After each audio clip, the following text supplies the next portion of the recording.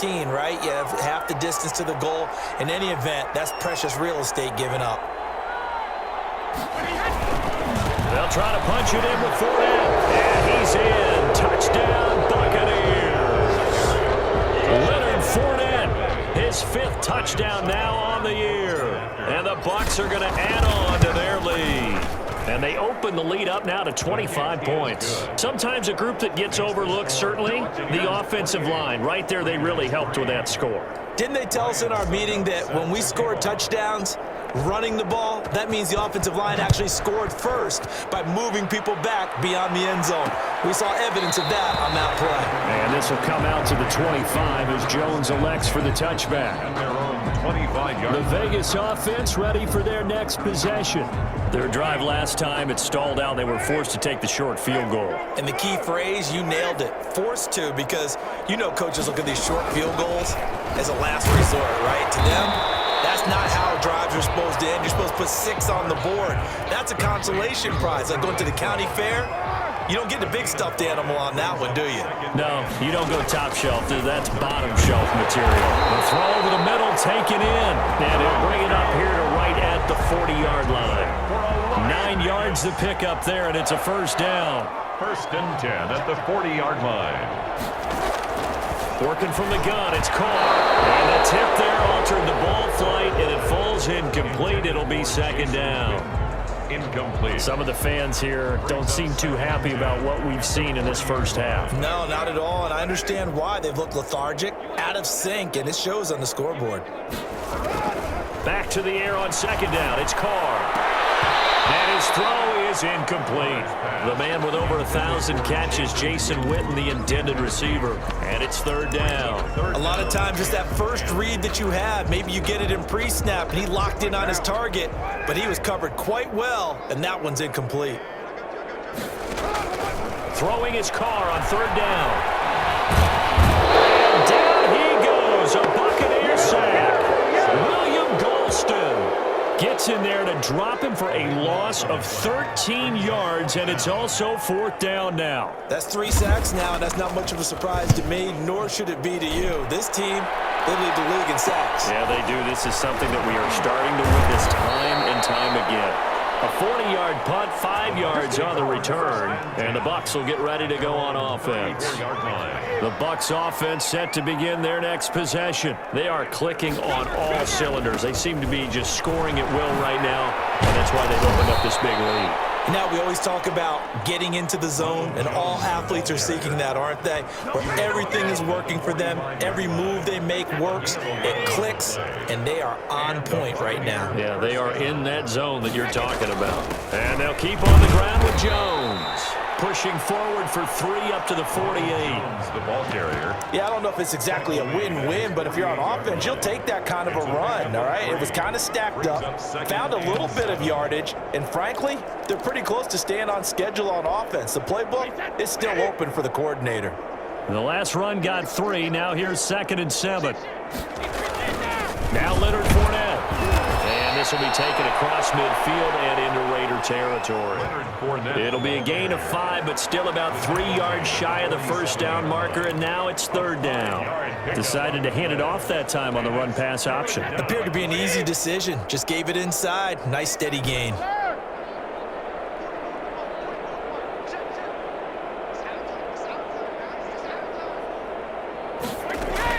Brady going to try and throw on 3rd down. The man is going. It's complete. And he is going to have the Buccaneers first down as this defense unable to hold. It's a 7-yard gain there on 3rd and 2.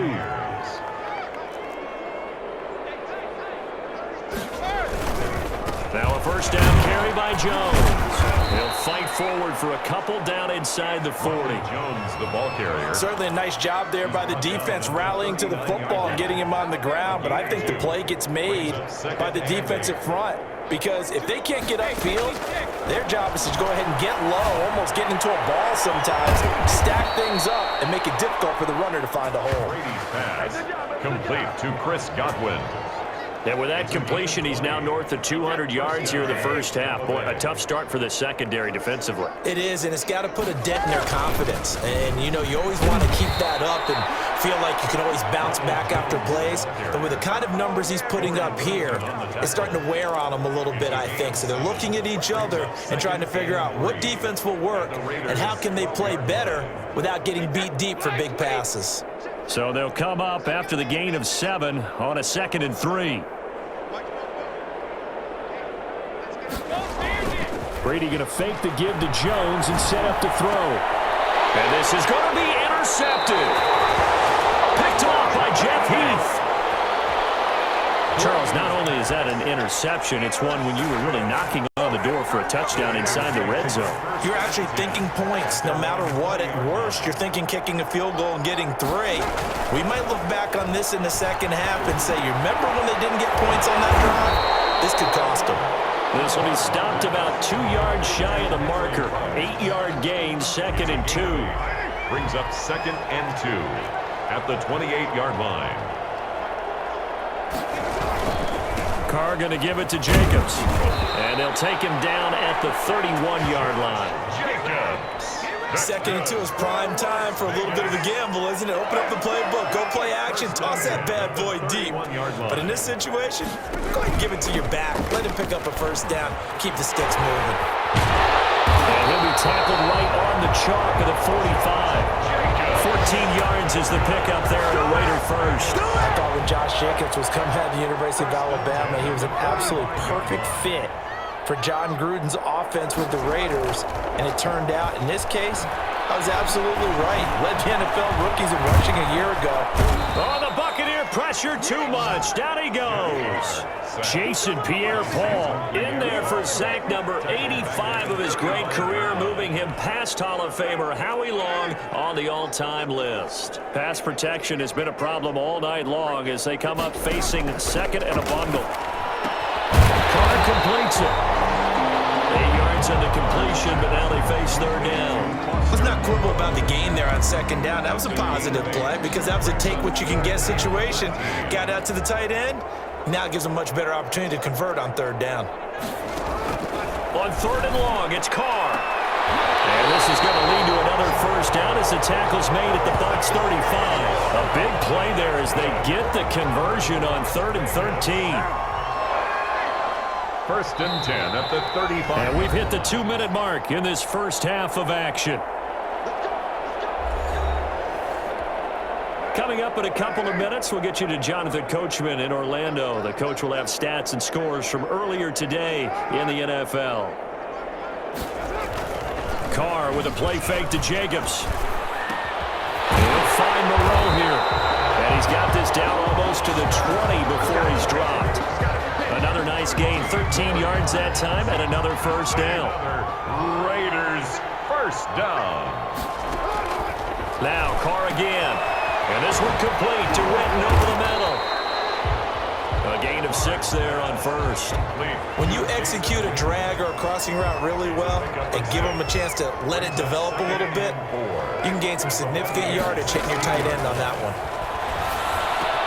And he'll take it into the end zone for a Raider touchdown. Hunter Renfrow, his 3rd touchdown now on the year. And the Raiders get a score closer. As they began this last drive, things weren't exactly looking up for this offense.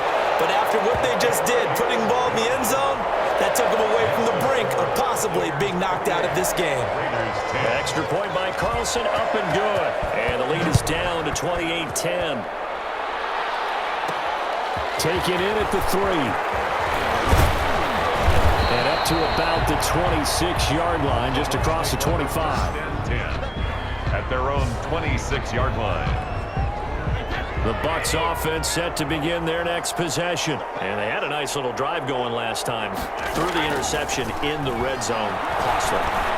Bad enough to throw it anywhere, but that drives coaches insane when they're thinking about, hey, we've got a shot at points already. We're already in a spot where you're thinking you got 3 on the board for sure, and to come away with nothing, that's a really tough one for them to swallow. Yeah, will they make up for it? A good passing down here, and they send 3 receivers to the right of the formation on 2nd down. from the gun, it's Brady. And it's complete to his running back, Evans. And he'll be out of bounds after getting this one across the 40. That one, a first down pickup of 8. And a Buccaneer first down.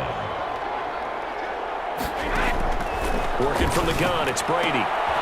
He rifles one that's intercepted. The rookie David Arnett picks it. And they take possession 2 yards away from midfield at the 48-yard line.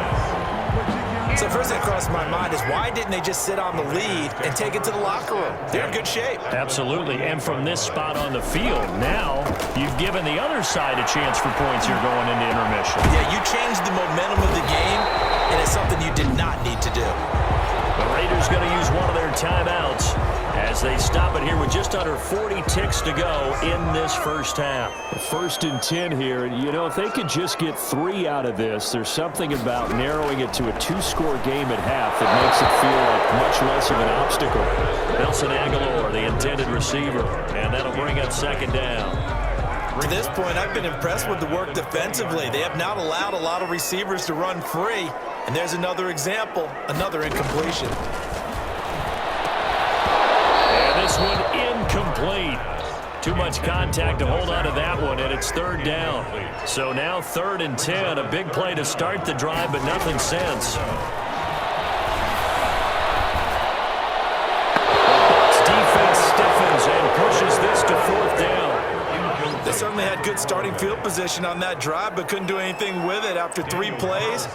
Have to admit that that's a disappointing end to excellent field position. When that drive started, they had 6 points that they were thinking about. That's the score, Buccaneers 28. So the 3 points here, they're still down, but they put somewhat of a dent into that lead going into the break. Anything helps when you're trying to chip away at a lead, but they do know that they're going to need a little bit better effort in the second half. The lane opens here. He's past the 30. The Bucs take over 1st and 10 at their own 35-yard line. And this offense trotting back onto the field. Let's turn our attention here to Ronald Jones. He's already cruised past the 100-yard mark. We haven't even gone away for halftime yet. He might not want halftime. All right, why cool off? Keep everybody here. Let's stay out on the field and keep going. But all that being said, everything is really working well for them. The play calling's been excellent. The blocking's been terrific. And obviously his vision and legs have hurdled him to this big number so far. It's a gain of 20. We could be seeing something really special here. And we'll see how much they give him the ball here.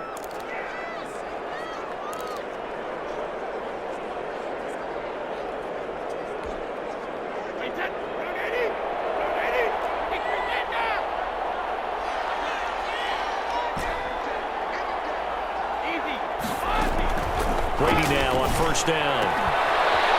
He's able to muscle him here as he pulls it in. Brady Now a timeout taken. to Mike Evans. Perhaps a chance for one more quick play and then another timeout if they hurry. We'll see. Back-to-back good plays have them on the move on 1st down.